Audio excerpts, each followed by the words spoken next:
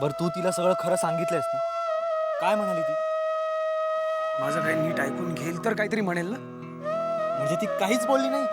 अरे माझं नीट ऐकून घ्यायला तयार नाहीये. तिचं बोलणं तर दूरचीच गोष्ट आहे. मला तर असं वाटतंय ना आता, हे अशी स्पष्टीकरण देऊन तिचा गैरसमज दूर होणार नाहीये. त्या माधुरीलाच गाठायला लागेल. तिच्याकडूनच खरं काय ते काढलं ना, आत्ताच जाऊन भेटतो तिला. नाही नाही बघ, आत्ता जाऊ नकोस. आत्ता जाणं काही बरोबर दिसणार नाही. आपण उद्या सकाळी जाऊया तिच्याकडे. आणि एकटा जाऊ नकोस, मी येतो तुझ्या बरोबर, समजलं? बरं चल, आत्ता इथनं जाऊया. आणि काही टेन्शन करू नकोस. चल चल.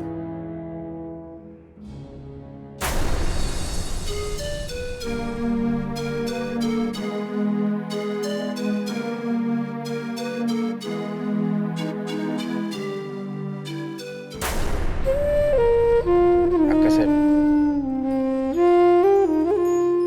मी त्या माधुरीची समधी खबर काढली. ती पोरगी काय चांगल्या चालीची नाही बघा. नाही, ते काहीही असलं तरी एक गोष्ट तुम्ही विसरू नका. तिनं वीरेंवर विनयभंगाचा आरोप केला आणि या बाबतीत कायदा किती कडक आहे हे मी तुम्हाला सांगायची गरज नाहीये. इलेक्शन तोंडावर आली आहेत आणि हा नसता घोळ होऊन बसलाय. दादासाहेब, पैसे दाबून त्या पोरीचं तोंड बंद नाही करता येणार. प्रतापराव,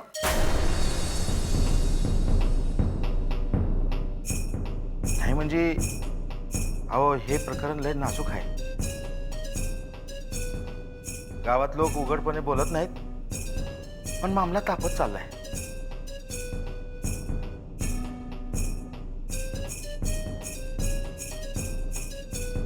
तरी बी मी माझ्या परीने प्रयत्न करतोच म्हणा.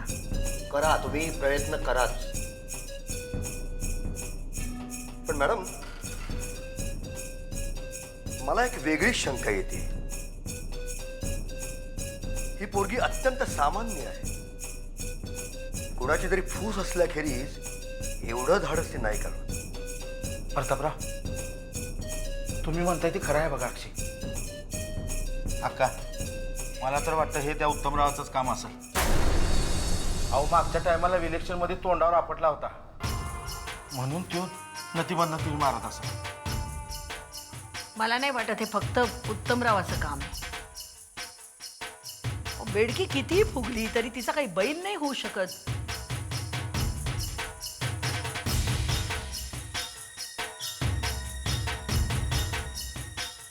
मला वेगळीच भीती आहे. कसली?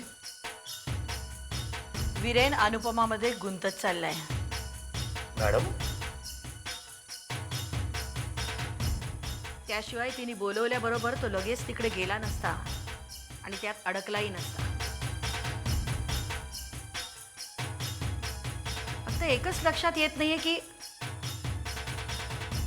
खरंच तिने त्याला तिकडे बोलवला होता की या प्रकरणात तिचा काहीच हात नाहीये. नाही नाही अक्का साहेब, अहो तसं नसेल. त्या पोरीला मी चांगलं ओळखतो. ती पोरगी तशी नाही. त्या प्रकरणात तिचा हात नसेल बघा.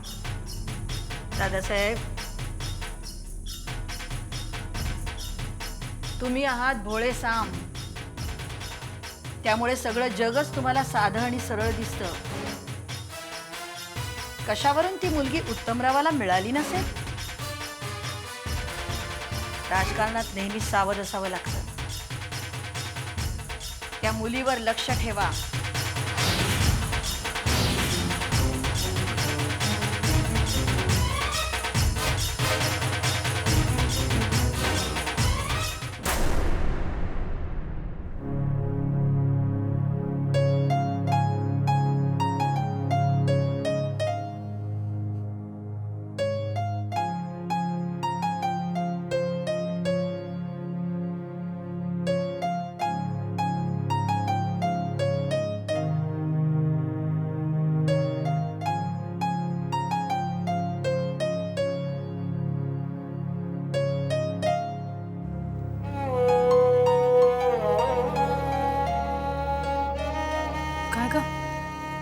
कसला विचार करतेस एवढा? माधुरीचा. तिला न्याय मिळवून द्यायचा असेल ना तर मला कोर्टात साक्ष द्यायलाच हवी. नाहीतर त्या सौदामिनीबाई खोटे साक्षी पुरावे आणून उभे करतील आणि मुलाला सोडवतील. ते दोघं निघून जातील. पण माधुरीचं काय? तिला याच गावात राहायचंय ना. त्या माधुरीच्या बोलण्यावर विश्वास बसलाय तुझा? माझ्या डोळ्यांवर जास्त विश्वास आहे माझा. त्या दिवशी जे पाहिलं ना, वीरेंचा खरा चेहरा दाखवायला तेवढंच पुरेसं होतं. फार मोठी चूक करतेस तू अनु. अगं, डोळ्यांना दिसतं ना, ते सगळंच खरं नसतं. कधी कधी तसा आभास निर्माण केला जातो. बघ, पुन्हा विचार कर. माधुरीला न्याय मिळवून देण्याच्या हट्टापायी तू वीरेंवर अन्याय करत नाहीयेस ना? स्वतःलाच विचार एकदा.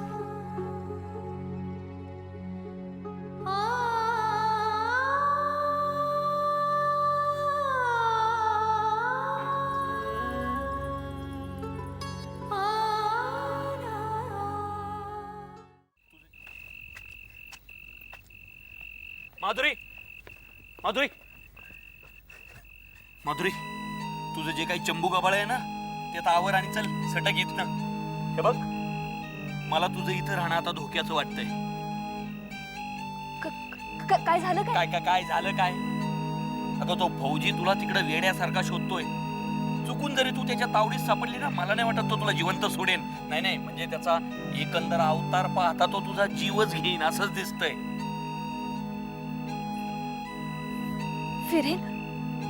फिरेन माझा जीव. अरे मग मी जाऊ तरी कुठे? कुठेही जा, पण इथून जा. तुला एक गोष्ट कशी कळत नाही? जर तू त्याच्या तावडीत सापडली तर तुझ्या बरोबर मी सुद्धा लटकेन. तू एक काम कर, तुझा तो खटला सुरू होईपर्यंत तू कुठेतरी जाऊन लप. कुठे लपू? सांग ना, कुठे लपू? आपलं गाव इतकंही मोठं नाहीये आणि मी कुठेही लपले ना तरी वीरेन मला शोधून काढेलच. आणि सौदामिनी बाई, त्यांची नाराजी ओढवून कोण आसरा देईल मला या गावात? एक जागा आहे आता, थोडी गावापासून लांब आहे पण सुरक्षित आहे. असं कर, तू तिथं जाऊन लप आणि मी सांगेपर्यंत तिथून बाहेर येऊ नको. चल चल प्लीज.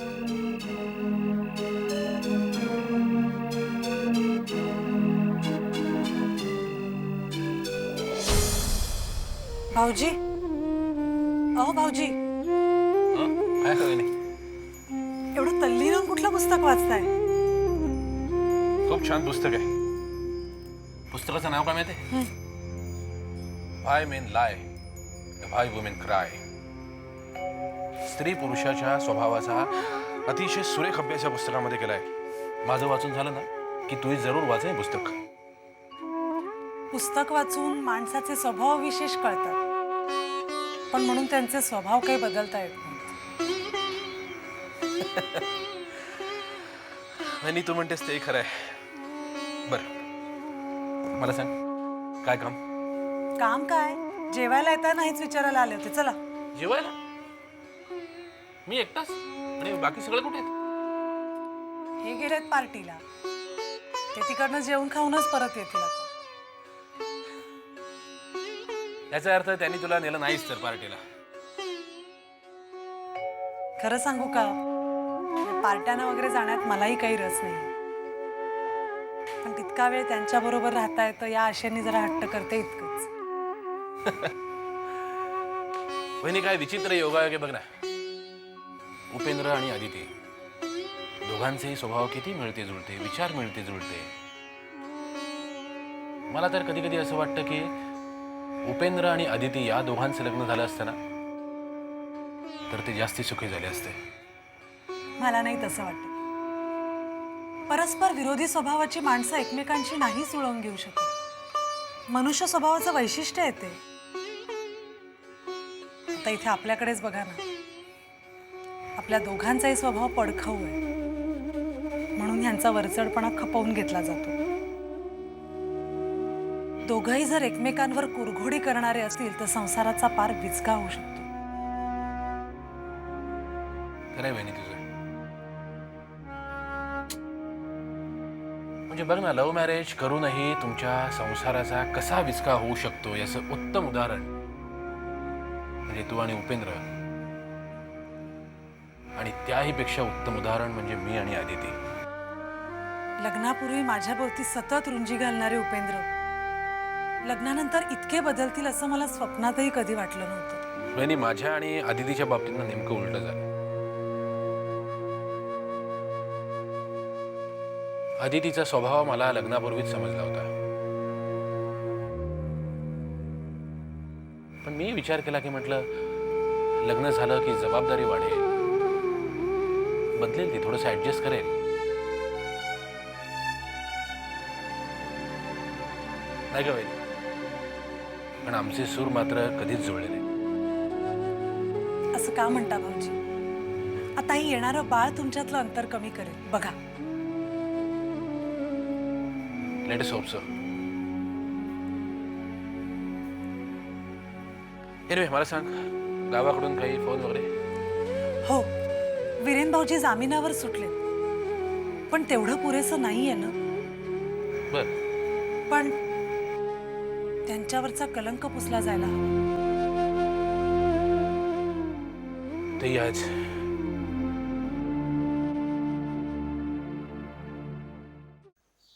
वय अक्का, उगाच कुठं बबरा व्हायला नको म्हणून मी स्वतः जाऊन आलो माधुरीकडं. काय म्हणाली ती? सौदा करायला तयार झाली? अक्का, अगं मी गेलो होतो तेव्हा घरातनं गायब होती. कालपासनं गेली आहे, घरला आलीच नाही अजून. गायब झाली का गायब केली गेली? मला बी तोच डाऊट आहे.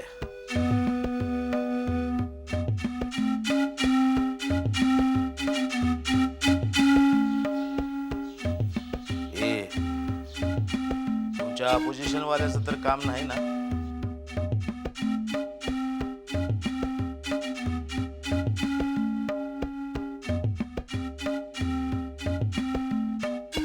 काय कळत नाही.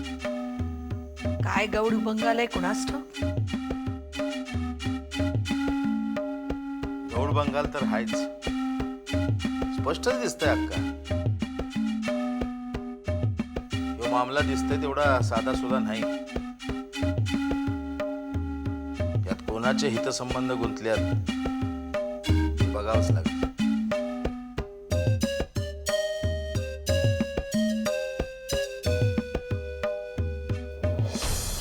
तुला काय वाटतं ग मंजू? वहिनी म्हणते तसं माझा गैरसमज झाला असेल का? खरं सांगू का अनु? या सगळ्या प्रकारात सुरुवातीपासूनच मला काहीतरी काळंबेरं वाटतंय. हे बघ, माधुरीसारख्या मुलीच्या मागे वीरेन जाणार नाही, आणि वीरेन सारखा मुलगा तिच्या मागे गेलाच तरी ती बोंबाबोंब करणार नाही, म्हणजे निदान सुरुवातीला तरी नाही. अगं पण मी जे काही बघितलं ते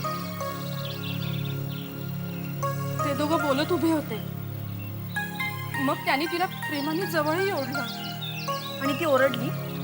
नाही, म्हणजे मला नाही माहिती.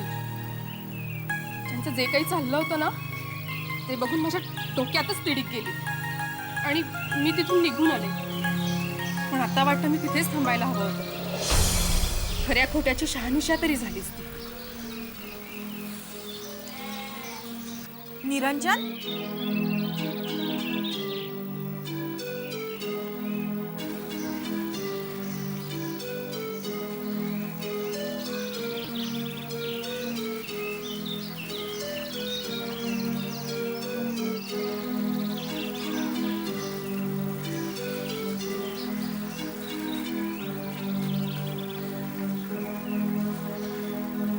अनुपमा, बघितलंस?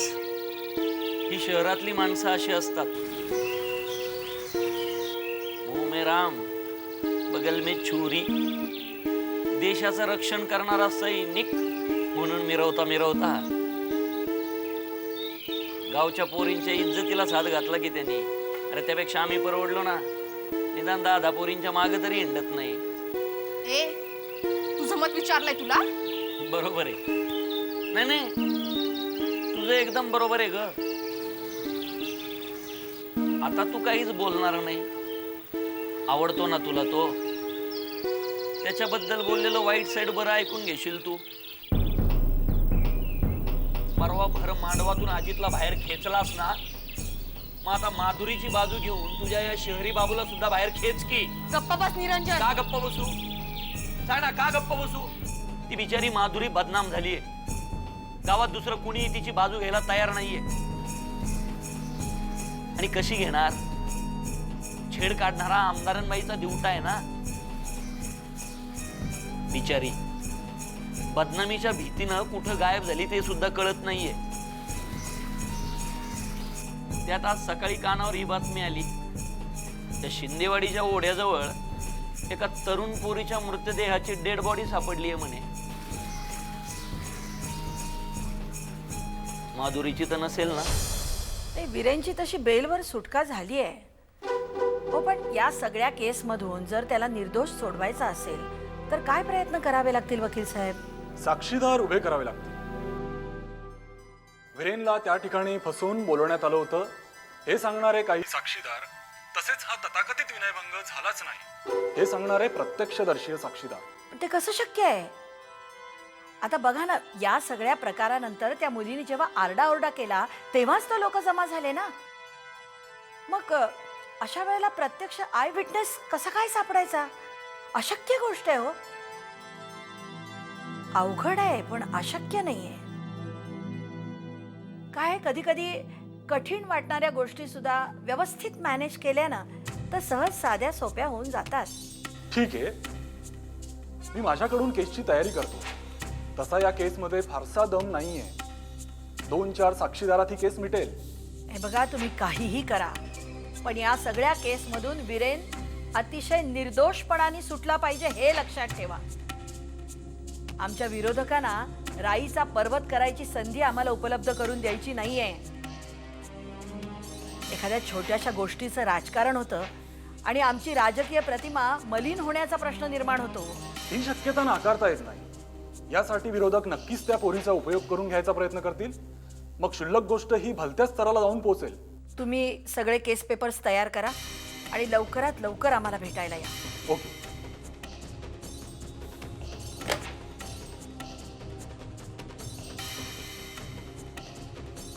अक्का काय म्हणला का ते वकील? नाही, तशी काही गुंतागुंतीची केस नाहीये. 2-4 साक्षीत प्रकरण निकालात जाऊ शकतं. पण वीरेंवरचं बालन दूर होईल ना? अगं मामी, मी काय केलेलंच नाहीये तर. माधुरी आधी सापडली पाहिजे. ती जर गायब झाली ना तर हे प्रकरण भलत्याच थराला जाऊ शकतं. दादा, आत्या, दादा वीरेनला आत्ताच्या आत्ता मुंबईला पाठवा, नाहीतर हे गावकरी काय त्याला जीवन सोडणार नाही. ते बरळतोस काय तू? काय झालंय काय? त्यांनी काही केलेलं नाहीये. अहो, पण हे गावकऱ्यांना कोण सांगणार आत्या? आता सगळ्याच्या सगळ्या जमा वाड्यावर येतोय की नाही ते बघा. पण असं झालंय तरी काय? अहो दादा, शिंदेवाडी जवळच्या ओढ्यात एका पोरीनं जीव दिलाय.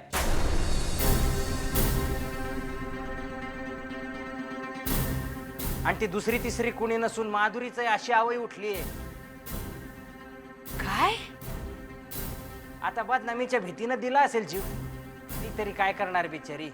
आमदाराच्या पोराला शिक्षा होणार नाही याची कल्पना तिला आली असणार. अजित तोंडाला लगाम घाल. अहो आत्या, मी नाही बोलत आहे, अख्खं गाव बोलतंय. म्हणून तर तुम्हाला सांगायला एवढं धावत आलं इथं. मी म्हणलं नव्हतं अक्का तुला, हे प्रकरण दिसतं तेवढं साधं सोपं नाही.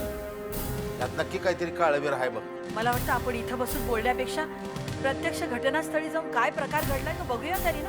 होय होय. चल.